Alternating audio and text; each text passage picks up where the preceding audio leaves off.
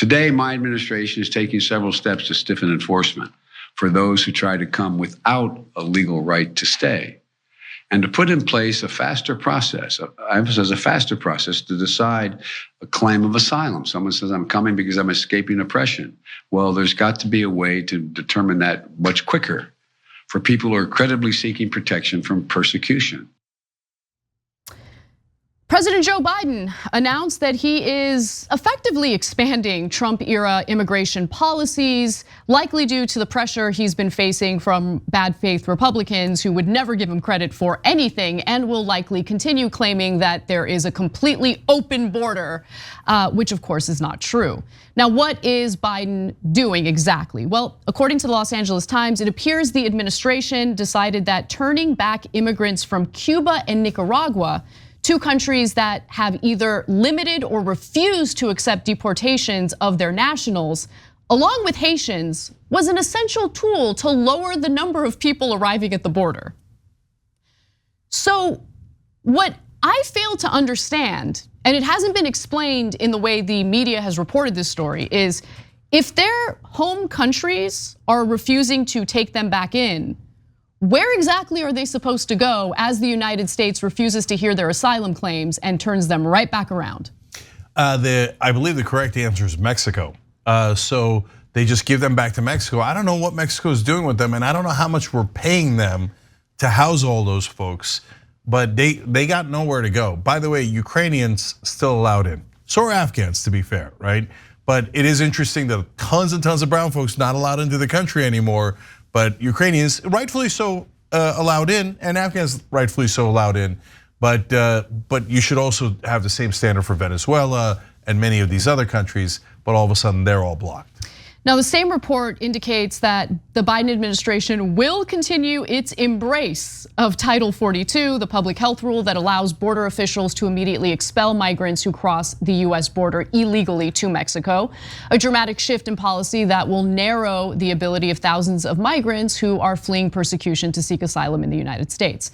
So to be fair to Biden, part of the reason why he is continuing to honor Title 42 is because he's essentially forced to by the Supreme Court, which decided to keep the policy in place indefinitely until I guess there's a better solution to the flow of migrants coming to the southern border.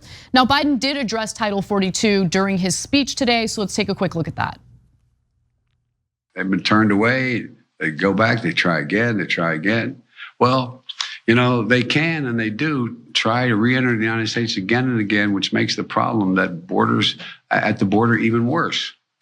And under the United States Supreme Court decision, a case on Title 42 later this year, my administration will make a decision, finally, what to do about Title 42.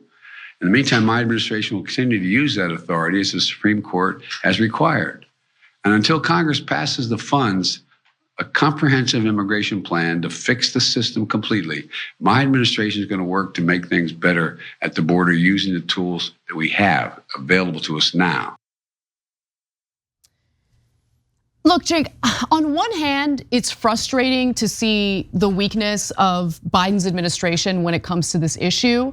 It's also incredibly frustrating to see the clear difference in how the media handled the way Trump dealt with immigration and how they're so different when it comes to Joe Biden. For some reason, when a Democratic president is being vicious to migrants, it's okay. When a Republican president is being vicious to migrants, not okay. Yeah. Pretty interesting stuff there. But at the same time, real quick, I don't know what Biden can unilaterally do about this, especially when you have these conservative judges blocking every effort to unwind some of Trump's anti-immigration policies. Yeah. So there's always a lot of things that you could do that are not normally considered. Okay, so for example, Biden could bring in tons of judges to the border and spend what is really a minimal amount for the federal government to bring those judges in and to process people quicker, right? And if he wanted to, he could be a little bit more defiant towards the courts. He could let that play out, but he could say, "Hey, we're ready to actually do this." He could fight back rhetorically, telling you that there's nothing wrong with immigrants seeking asylum, but we can't let everybody stay if they don't have a legitimate asylum claim. He could clarify all of these things and fight for his positions. Instead, what he's done is, all right, I'll just keep doing what Trump did. And actually, now that he's blocking Haiti, Venezuela, Cuba, and Nicaragua, all of them, a little worse. But I think the main point in this story is the one Anna just shared with you guys. It's the same policy as Trump. It is, yeah. It's actually a little bit worse because he's blocking a couple more countries. Why is the media up in arms over it? No, it's massive bias, massive bias. And don't get it twisted, guys. We're on the left. It's not bias in favor of the left, or it's not the liberal media. No, it's the conservative media that will do whatever corporate politicians want and frame it in a way that corporate politicians are happy with.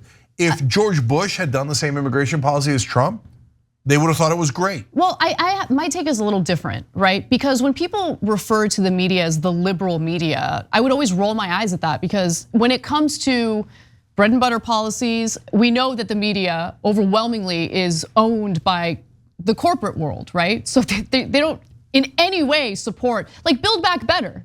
They weren't supportive of Build Back Better. So when it comes to bread and butter issues, they're certainly not liberal or leftist or anything like that. But when it comes to cultural matters, I feel like there is a lot of liberalism in the media. Yeah, it's corporate right? media, but remember, and I'm glad you're clarifying, corporate media, and we've said this many times, but to be clear here, on economic issues is very conservative and will agree with Fox News on almost everything. And we'll show you 100 examples, including one earlier today on the show, where Stephanie Ruhle and Sean Hannity agreed 100%, right? And so, but on social issues, that's where they're supposed to do the theater of disagreeing. So they do have people who actually disagree. Stephanie Ruhle, Don Lemon, et cetera, genuinely have those opinions. But why were they picked? They were picked to be socially liberal and economically conservative so that they could have fake fights with Tucker Carlson and Sean Hannity about social issues while the corporate world robbed us blind. But Trump was an outsider, and now also Trump did terrible things. So that's why it gets a little complicated. I know everybody wants it easy. Trump, bad guy, these guys, good guys. Yeah. No, Trump was a bad guy, but he was a verifiable outsider for some portion of that time. Not the entire time. When he was passing tax cuts for the rich, corporate media was totally okay with it. Right after that, they found out he was a liar. Okay, when he started doing outsider things that the corporate world didn't agree with. Now, the outsider things weren't positive, they were just on his behalf, right?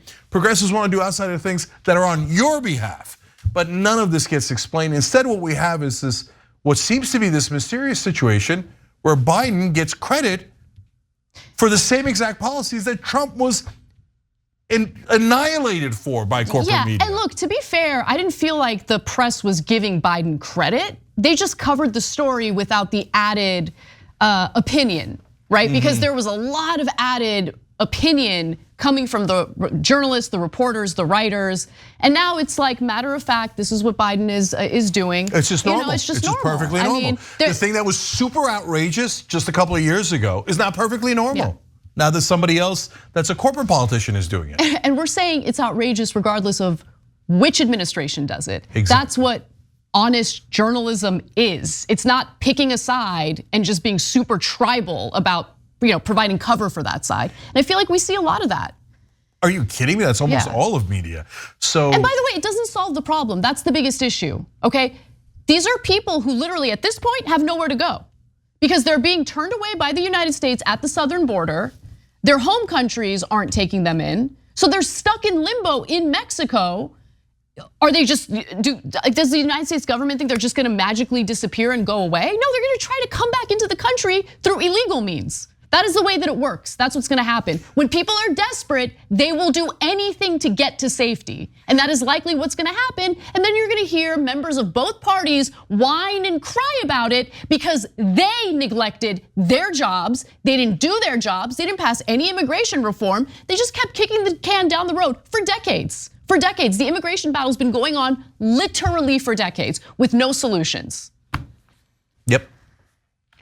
I can't stand these guys. Let's go back to talking about McCarthy. Okay, that's why I don't care. about, oh my God, they can't get any official business done. What business are they gonna get done? What are they gonna do? What are they gonna do? All they've done over the last, I don't even know how many years, how many administrations, is cut taxes, deregulate. All they've done. Yeah, that's it. It's okay, all right?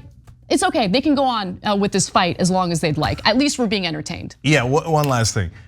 You know what the press is celebrating now? The bipartisan tour that McConnell and Biden are doing for the infrastructure bill.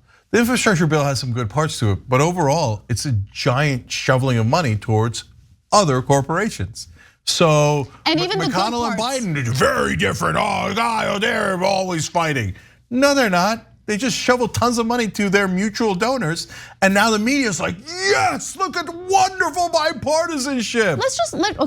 Let me just say one other thing about that, okay? I love how we always have to do that caveat with the bipartisan infrastructure bill. Like, it has some good things in it, some good things. Okay, mark my words, this is a prediction. You guys note it, the date, the time, because we're gonna go back to the video at some point, okay? Because as these programs are rolled out, which require public-private partnerships, oh, it's gonna be a disaster. Take a good look at how public-private partnerships for housing have worked out in Los Angeles County.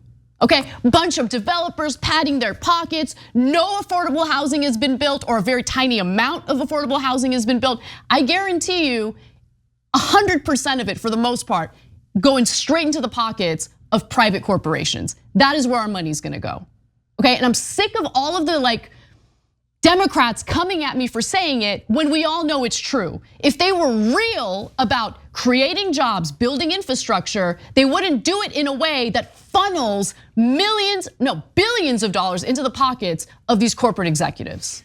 Rachel Maddow was on the air the other day saying, it's incredible how much Biden has gotten accomplished. Right. Incredible. He's like, this semiconductor bill. All that does is take $50 billion of our money and give it to the semiconductor industry. You might think that it's necessary. That's an interesting and debatable point, but it's not like we got the money. No, they took our money and gave it to incredibly wealthy corporations, incredibly profitable corporations. And by the way, right afterwards, Intel said, we were kidding, and cut $8,000 jobs, 8,000 jobs. Okay. Also, there were no protections in place to ensure that these corporations don't ship those chips to other countries. There was one regulation preventing those chips from being exported to China, but any other country that is in shortage, I mean, just like the oil companies, they can go ahead and sell to the highest bidder. Everything they pass is taking money from us and giving it to their corporate donors. Everything. I just solved all the politics for you. Thanks for watching The Young Turks, really appreciate it. Another way to show support is through YouTube memberships. You'll get to interact with us more. There's live chat emojis, badges. You've got emojis of me, Anna, John, JR. So those are super fun. But you also get playback of our exclusive member-only shows and specials right after they air. So all of that, all you gotta do is click that join button right underneath the video. Thank you.